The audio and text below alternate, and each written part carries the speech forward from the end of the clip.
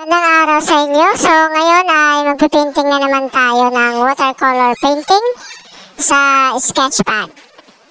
So ayan guys, pagkatapos kong sketch yung dolphin ay sinimulan ko na itong patungan ng kulay unti-unti. So ganyan lang ako magpainting guys, napaka-simple lang. So ito palang video na to ay nasa 6 minutes lang. So, nilagyan ko muna siya ng kulay gray na kakulay ng dolphin. Kasi dolphin naman talaga yung pinipainting natin. So, ayun guys. Sana panoorin niyo po ang video. Kung pwede, pagkatapos lang po ang video. Kung hindi naman, okay lang din po. At least, kahit pa paano, may nanood ng 1 to 2 minutes. Ayan guys, dahan-dahan lang yung stroke. If in case na magkamali ay pwede pa nating baguhin. Ayan. So sa mga mahilig sa arts dyan, simulan ninyo na ang pangarap nyo na makagawa ng painting. Kung nagdadalawang isip pa kayo, kailangan nyo nang mag-decide kung talaga mahilig kayo sa arts ay simulan nyo na ngayon. At hindi bukas. Ayan guys, maraming salamat sa patuloy na sumusuporta at talagang nanonood sa aking mga video, sa aking mga content. Pero kung wala naman, okay lang din dahil masaya naman ako sa ginagawa ko. Bilang gumagawa talaga ng arts painting, dahil ito talaga yung libangan ko kapag day off ko sa trabaho. Pero sana suportahan nyo din yung mga content ko dahil ako ay small content creator lang na tulad nyo, na hindi naman tayo kagaya ng iba na marami na silang followers, marami na silang viewers. Pero tayo ay napakasimpleng content lang yung ginagawa natin. So sana nag-enjoy kayo, pero nasa inyo lang yan kung nag-enjoy talaga kayo o hindi. Basta ako, nag-enjoy ako na nagpipainting dahil ito talaga yung hilig ko.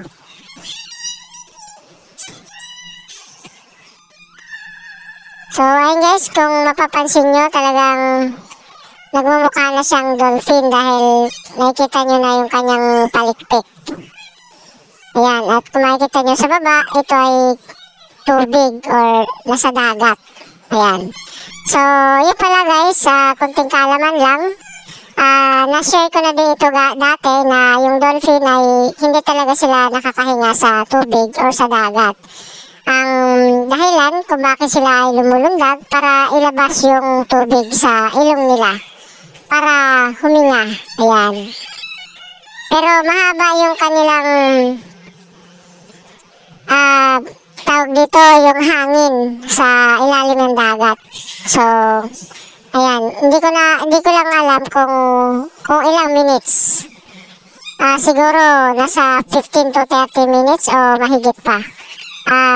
Hindi ako sure. Basta ang alam ko lang, talagang hindi sila nakakahinga sa ilalim ng dagat or sa tubig. So, yan, kailangan nilang lumundag para i-release yung tubig sa pamagitan ng pagbuga sa ilong at para kumuha uli ng hangin. So kung may ipon na silang hangin, so sila naman ay babalik sa dagat. Ayan, yun po yung kaugalian ng isang dolphin. At kung mapapansin nyo, ang dolphin pala ay may pagka human friendly, katulad din siya ng aso. Ayan, dahil kung mapapansin nyo sa mga napapanood natin, talagang ang dolphin ay pinagtatanggol niya kapag merong nalulunod sa dagat. Dahil yun talaga kanyang instinct na mahilig niyang itanggol yung mga tao na nalulunod dahil siya talagang sadyang matulungin. O kaya ginawa siya ng Diyos na talagang may pakinabang sa lipunan. Talagang responsible siya sa paligid niya. Ayan. So, ganun po yung ugali ng dolphin at may kakayanan siyang mag-adapt sa human behavior.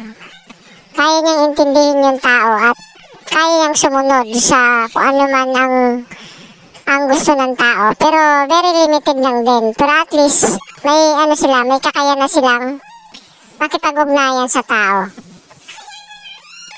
Ayan, so ang dolphin ay hindi po siya katulad ng shark. Magkaiba po sila. Ang shark kasi kumakain siya ng tao. Ayan, masama yung balak ng shark. Unlike sa dolphin ay talagang kaibigan niya ang tao, parang aso. Kaibigan natin sila, yung dolphin. Ayan. So sana wag nating saktan yung dolphin, wag tayong manakit ng hayop. Ayan guys. So, yun guys, hanggang dito na lang. Maraming salamat sa panonood at God bless sa ating lahat.